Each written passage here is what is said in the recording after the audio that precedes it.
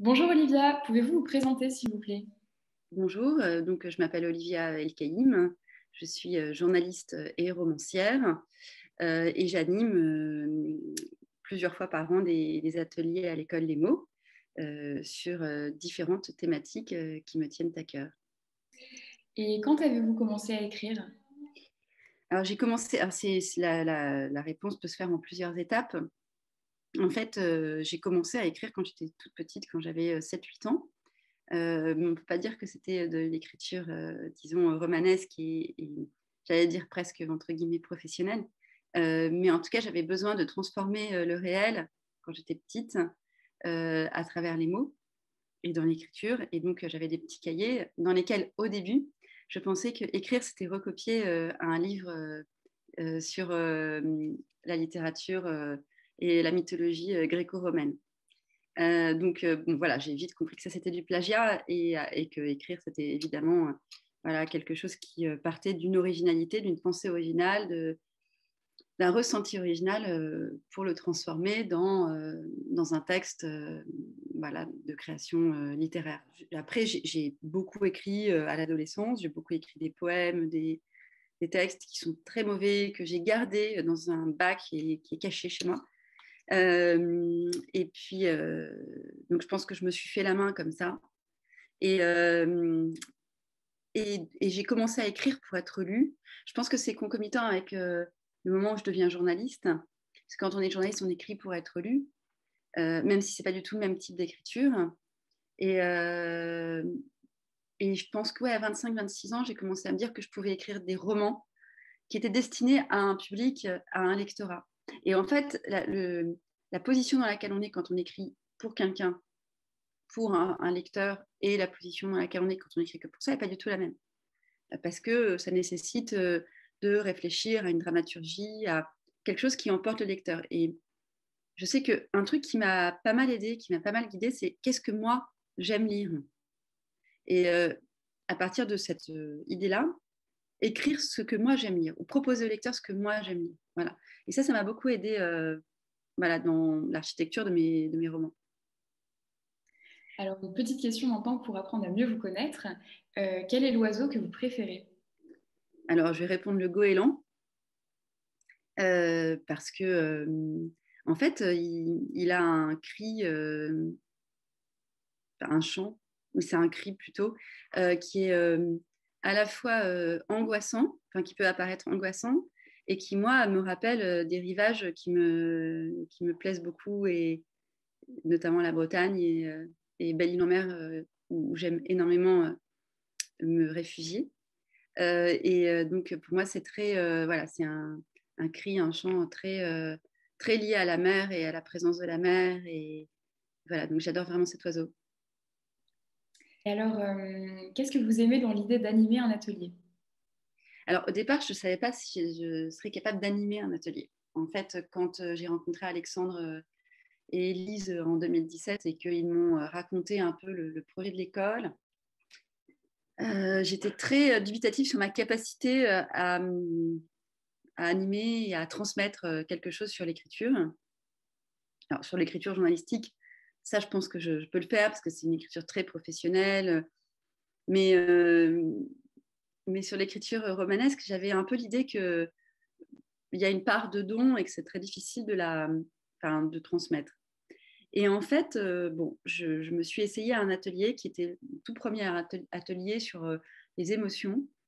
Et un moment extrêmement fort il y avait 12 élèves dans l'atelier et un moment d'échange incroyable avec des gens qui étaient passionnés par l'écriture et qui ont vraiment lâché des choses qui étaient très intimes grâce, euh, grâce à l'écriture, à l'échange dans lequel on était. Et ça m'a beaucoup, beaucoup plu, ça m'a beaucoup emporté. Et j'ai mis plusieurs mois, alors j'en ai refait des ateliers, mais j'ai mis plusieurs mois à comprendre que, en fait, transmettre à travers un atelier me permettait à moi de réfléchir à ma pratique que j'avais jamais, en fait, ma pratique que j'avais jamais vraiment questionnée d'un point de vue théorique. Et donc, ça m'a vraiment obligée à réfléchir. Pour transmettre, il faut réfléchir à comment on fait soi-même. Et donc, ça, c'était très, enfin, très apaisant pour moi, pour les romans sur lesquels j'ai travaillé à ce moment-là, enfin, notamment le tailleur de Relisane sur lequel je travaillais. Et donc il y avait ça, il y avait cette réflexion sur ma propre pratique. Mais il y a un truc que je veux dire, c'est que à ce moment-là, en fait, j'ai eu la chance de moi-même faire un atelier d'écriture en tant qu'élève. Donc j'ai fait des ateliers d'écriture en tant qu'animatrice. Et puis j'ai eu la chance de faire un atelier avec Denis Gombert.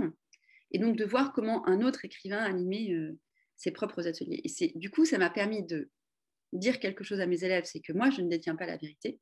C'est que la vérité de l'écriture, elle est en chacun et que c'est à chacun de la découvrir. Mais ça m'a aussi permis oui, d'aller chercher des choses en moi que je n'allais pas forcément chercher en faisant cet atelier en tant qu'élève. D'accord. Alors, vous animez justement l'atelier Écrire à partir du réel très prochainement. Pourquoi avoir choisi ce thème? Alors, le réel est quand même la grande question dans laquelle je suis, puisque, en fait, je suis journaliste. Donc ma matière première, c'est le réel et comment je transmets une vérité à travers des mots, à travers un article. Donc, il y a des techniques de base rédactionnelle quand on est journaliste sur la manière dont on entraîne un lecteur de journal vers un article qui va dire la vérité. La vérité, c'est quand on écrit sur la vérité, le réel, c'est on écrit les yeux grands ouverts. Et quand j'écris d'un point de vue romanesque, j'écris les yeux grands fermés. C'est-à-dire que je me tourne vers moi-même et je réfléchis à comment je vais pouvoir transmettre des émotions, comment je vais pouvoir transmettre une forme de réalité intérieure, on va dire. Et donc, pour moi, il y a une grande richesse à pouvoir réfléchir avec les élèves à la manière dont ils appréhendent la réalité. Dans appréhender, ce qui est intéressant, c'est dans appréhender, il y a craindre et il y a attraper le réel. Est-ce qu'on craint le réel? Est-ce qu'on a peur de l'attraper?